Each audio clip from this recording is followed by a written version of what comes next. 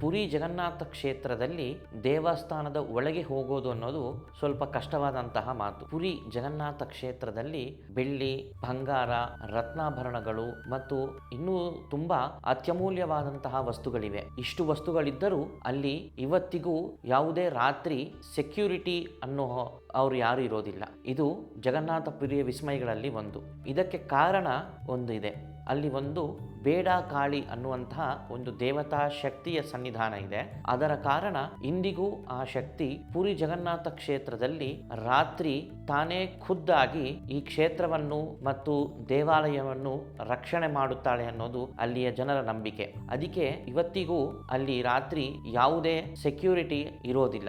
ಆದರೆ ಇವತ್ತಿಗೂ ಅಲ್ಲಿ ಒಂದು ಏನೂ ಕಳೆದೋಗಿರುವಂತಹ ವಿಷಯವೂ ನಡೆದಿಲ್ಲ. ಸೊ ಇದು ಜಗನ್ನಾಥ ಪುರಿಯ ವಿಸ್ಮಯಗಳಲ್ಲಿ ಒಂದು.